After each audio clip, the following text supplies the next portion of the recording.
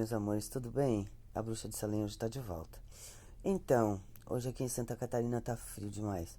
Vocês não têm noção o frio que tá aqui hoje. Tá de doer o corpo. Mas vamos ao relato de hoje. O relato de hoje é um relato muito cabuloso. Eu, quando li ele assim, eu fiquei chocada com a história. Confesso. De verdade, porque eu nunca tinha visto um relato tão cabuloso como o de hoje. Mas vamos à história. Essa história se passa no interior do Maranhão, mas ele é um viajante, ele é caminhoneiro.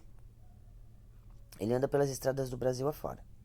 É uma pessoa que vive, né, por aí, viajando para cima e para baixo. E conhece todos os cantos do nosso país, de caminhão. Pois é caminhoneiro há muito tempo, muitos anos, né? Então ele fez o quê? Numa dessas andanças que ele estava indo, ele tinha um primo que gostava muito, tinha muita vontade, assim, de viajar com ele, né? Tinha muita vontade de conhecer como era ficar pelas estradas e ficar por aí, correndo e andando e bababá. Aquelas histórias todas, né? De caminhoneiro. E ele resolveu viajar com esse primo. E o primo se chamava Nicolas. E ele vai e viaja com esse primo. Beleza, tudo certo. Os dois viajando, fazendo tudo certinho, né? Só que lá pelos tantos do Maranhão, um lugar assim bem estranho, eles tinham que fazer uma entrega de um material que era, como se diz, aquele material emborrachado, sabe? Que era tipo sintético. E eles tinham que de entregar até as 9 horas da noite. E eles se atrasaram muito porque a estrada estava muito complicada, era muita chuva. E eles acabaram atrasando. E eles foram mais tarde, né? E aí acabaram, era quase meia-noite, eles ainda estavam na estrada atrás de entregar esses produtos. E aí o caminhão começou a dar problema, começou a falhar. E eles estavam no meio do nada, assim. Uma estrada bem ruim, sabe? Bem tenebrosa. Mas mesmo assim eles não desistiram. Tentaram de todas as formas sair de lá, mas não conseguiram. De repente ele disse, vamos fazer assim. Vamos devagar, porque o tempo está muito ruim. E a gente não está conseguindo enxergar nada. Aí ele assim, não, vamos devagarinho. Aí o primo dele pegou no volante e começou a dirigir. De repente, eles viram passar diante deles um algo muito estranho. Era uma criatura tipo demoníaca, sabe? Uma criatura de outro mundo. Não era um lobisomem, não era uma coisa do tipo. Era uma criatura demoníaca. Ele tinha um aspecto endemoniado assim, sabe? Ele disse que era muito feio, sabe? Andava corcunda. E ele disse que o olhar bem vermelho. E assim, era um velho assim, tipo de 2 metros, sabe? Só que muito corcundo, muito feio, um olhar terrível, os dentes grandes, sabe? E quando ele viu aquilo, ele parou de dirigir e agarrou a grota assim, ele tipo se perdeu, sabe? Bateu contra umas árvores. E aí o carro não quis mais pegar o caminhão. Aí o primo dele chegou e disse: O que aconteceu, cara? Que tu bateu aqui? Tá ficando louco? Dormisse no volante? Aí ele disse: Não, é que aconteceu uma coisa muito séria. E contou a história pro primo, que o primo tava dormindo. Tava dormindo do lado dele, né? Aí tá. Aí ele pegou, eu ouvi a história, mas não acreditou muito. Aí ligou os dois farol, bem alto, né? E disse: Não, vamos ali na rua que eu quero dar uma olhada no caminhão. Não, o que aconteceu? Quando ele saiu pra fora, o primo dele, que tava dormindo, ele viu a criatura.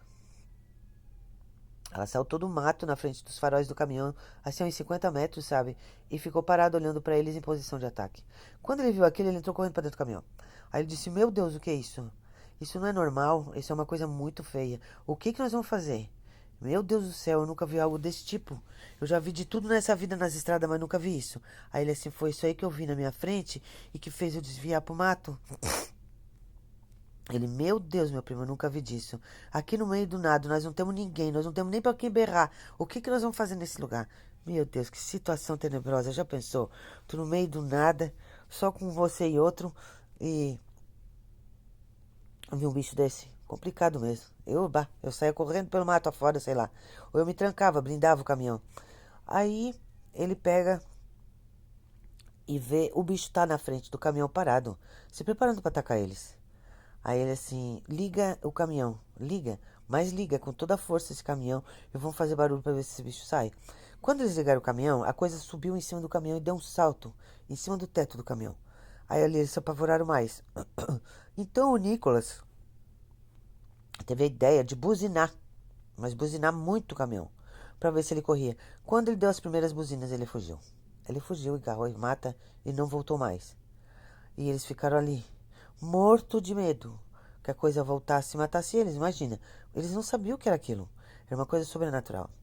De repente, do nada, veio um padre de carro e ele para o carro do lado do caminhão deles e pergunta o que eles estão fazendo ali. Aí eles disseram que estavam ali porque o caminhão tinha estragado e que eles estavam ali esperando o dia amanhecer. Aí o padre disse que não era um lugar bom para eles ficar, que eles deviam pegar as coisas deles, né, e passar a noite na igreja e depois no outro dia de manhã buscar o caminhão. Que ele não era um lugar que ele aconselhava eles ficarem. Aí eles disseram, por quê? Não, porque aqui não tem coisas boas. Esse lugar não é bom. Aí eles disseram, tudo bem então. A gente viu mesmo uma coisa aqui agora. Uma coisa assim. Aí eles descreveram pro padre, né, o que eles viram. Aí o padre disse, por isso que eu quero levar vocês. Eu quero ajudar vocês. Porque, infelizmente, esse lugar é muito amaldiçoado aqui. E vocês podem não amanhecer aqui nesse lugar hoje. E eles pegaram as coisas deles tudo, trancaram o caminhão e pegaram carona com esse padre. Vou fazer de tudo para contar esse relato em uma parte, mas vai ser difícil. Daí, foram para essa igreja, em direção à igreja com o padre. O padre muito querido, muito prestativo, muito conversador, contando as histórias, né, do local ali, né, das coisas do local que eles escutavam os ataques desses bichos aí que eles tinham visto. E disse que ali era perigoso mesmo, que não tinha porquê. Aquela parte da estrada em questão, né, era onde aparecia essa entidade demoníaca e que matava muita gente. Acabava com tudo, se era carro, era tudo. Muitos acidentes aconteciam ali. Aí eles chegaram na igreja. Quando eles chegaram na igreja, ele olhou para a igreja e achou estranho, porque era uma igreja que nem abandonada. Ele disse, meu Deus, a igreja é abandonada, não tem ninguém aqui. Aí o padre, não, tem sim. É que ela é usada hoje como um alojamento. Ela aloja padres, pessoas e que passam por aqui e não tem por onde ficar. Ah, entendi. Aí o padre disse, vocês vão ficar alojados no subsolo, porque no subsolo é mais quentinho. Agora a gente está no inverno, uma época de muita chuva, e vocês vão sentir frio.